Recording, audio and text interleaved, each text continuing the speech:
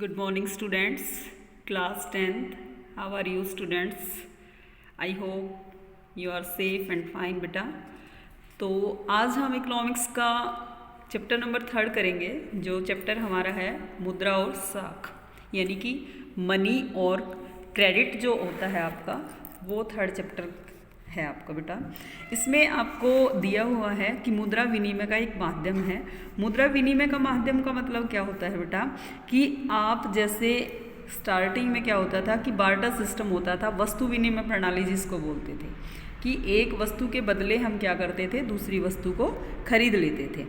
अब हमने क्या किया, उसका ऑप्शन ढूंढा कि केवल हम वस्तु के बदले वस्तु परचेज ना करके, खरीद के ना, हम क्या करेंगे, एक ऐसा साधन हमने ढूंढा जो हर जगह समान वैल्यूज़ को रखी गई, जिसको हम करेंसी बोलते हैं, मुद्रा बोलते हैं। ठीक है, मुद्रा का इस्तेमाल हमने रोजाना के जीवन में बहुत बड़ा हिस्सा है। अपने चारों तरफ देखिए कि आप किस तरीके की मुद्रा से जुड़े हुए कई सौदे पहचान सकते हैं। आप अपने आसपास देख सकते हैं कि आप कोई भी चीज़ परचेज करते हैं, कोई भी वस्तु परचेज करते हैं, तो उसके बदले आपको क्या करना पड़ता है, पैसे में भुगतान करना पड़ता है। पहले क्या होता था, जैसे इसने एग्जाम्पल दिया कि आपके गेहूँ के लिए मैं आपको जूता दूँ। इसका मतलब क्या है, ये वस्तु विनिमय प्रणाली थी बेटा। ये वस्तु विनिमय प्रणाली में यही होता था कि एक व्यक्ति के पास जो वस्तु ज़्यादा होती थी, उस वस्तु के बदले क्या करता था, वो अपनी आवश्यकताओं को पूरा करता था। उसके पास जब वो वस्तु ज़्यादा होती थी तो उसी से वस्तु वो, जैसे उसके पास मान लीजिए गेहूं ज़्यादा है, उसने दिया कि एक जूता निर्माता का उदाहरण देखते हैं। वह बाजार में जूता बेचकर गेहूं खरीदना चाहता है, तो अब उसको क्या चाहिए, ऐसा व्यक्ति चाहिए जिसके पास क्या है, गेहूं ज़्यादा है और जूते के बदले वो गेहूं खरीदने को तैयार हो। यानी कि ऐसा संयोग भी आपको ढूंढना पड़ता था, जिसको हम दोहरा संयोग यहाँ बोल रहे हैं।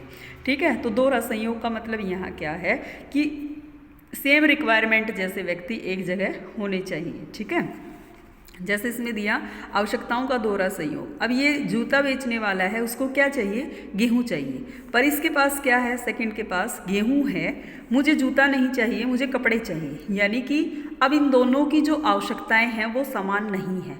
अब उसको क्या चाहिए था, यहाँ ऐसा कॉम्बिनेशन होना चाहिए था कि ये गेहूँ लेना चाह रहा है, तो इसको क्या क्या रिक्वायरमेंट होनी चाहिए थी, कपड़े की बजाय जूते की।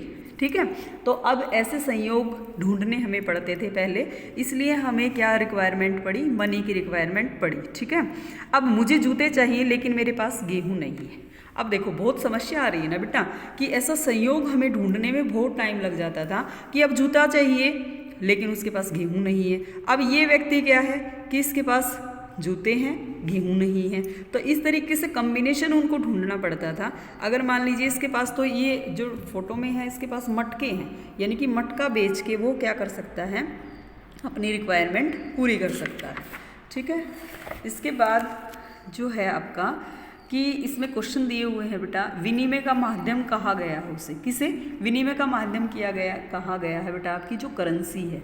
मुद्रा विनिमय प्रक्रिया जो है वो मध्यस्थता का काम करती है, और आपके जो आसपास के जो सेलर होते हैं या बायर होते हैं, उनमें आपको अब इस तरीके के कॉम्बिनेशन ढूंढने की ज़रूरत नहीं रही, क्योंकि आपको ये कॉम्बिनेशन केवल उसी टाइम ढूंढने पड़ते थे बेटा जब आपके पास क्या नहीं होता था, मुद्रा नहीं होती थी।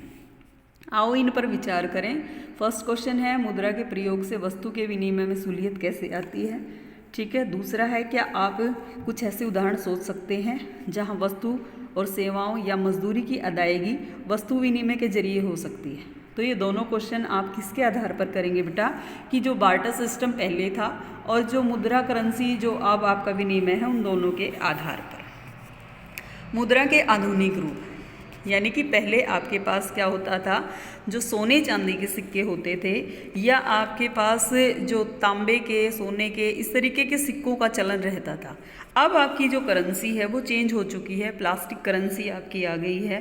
ठीक है, आपको भी पता है कि प्लास्टिक करेंसी आपके पास है, जैसे डेबिट कार्ड है, क्रेडिट कार्ड है, या कूपन हो सकता है। ठीक है, ये करेंसी आपके पास है। अब करेंसी उन्होंने दिया कि करेंसी जो है, कागज़ के नोट और सिक्के शामिल होते हैं। ठीक है, जो 1 रुपये का सिक्का है बेटा, वो आपका फाइनेंशियल मिनिस्ट्री जो होती है, वित्त मंत्रालय जो होता है, वो इशू करता है। इसके अलावा जितने भी रुपए होते हैं, वो रुपए जो है आरबीआई आपको इशू करता है, क्योंकि RBI reserve bank of India जो होता है, वो आपके देश का एक क्या है, सेंट्रल बैंक है, केंद्रीय बैंक उसको बोलते हैं।